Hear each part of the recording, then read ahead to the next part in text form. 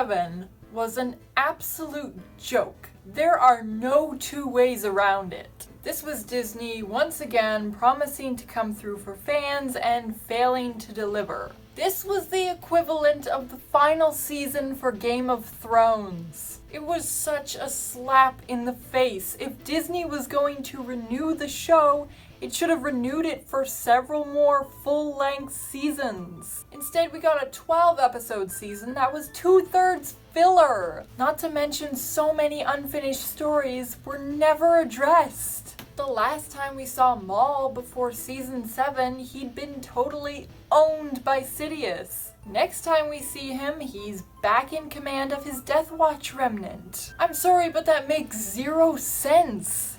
Luckily, the comics exist to fill in the blanks, but when you decide to leave gaping holes in your show explained only by outside material, that's just about the laziest route you can take. Guaranteed there are people who are not going to read those comics and they're going to go into season 7 having no idea what the heck is going on.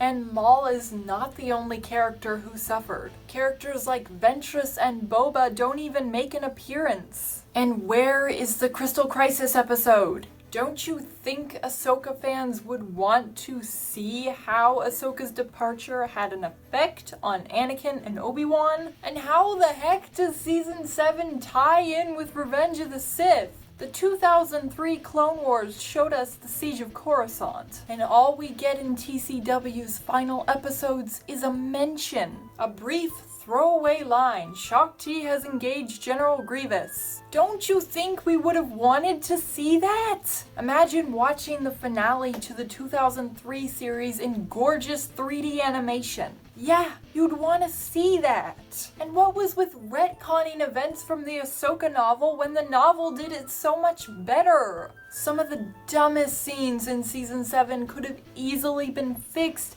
if they just stuck to that source material. The clones calling Ahsoka Lady Tano instead of Commander Tano would have made so much more sense.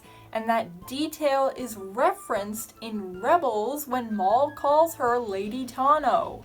If that doesn't prove Filoni's a hack, I don't know what does. Not only is he willing to trash the EU, he's also willing to trash his own stories. Details are important, especially in the Star Wars universe. Another event they retconned was Ahsoka luring Maul into a trap instead of facing him head on when she should have had no bloody chance against him. And honestly, the worst thing was having Ahsoka release Maul instead of Maul just escaping on his own. Filoni not only dissed Maul, but dissed his own pet project by making her responsible for the death of every single clone on that Star Destroyer. But you know what?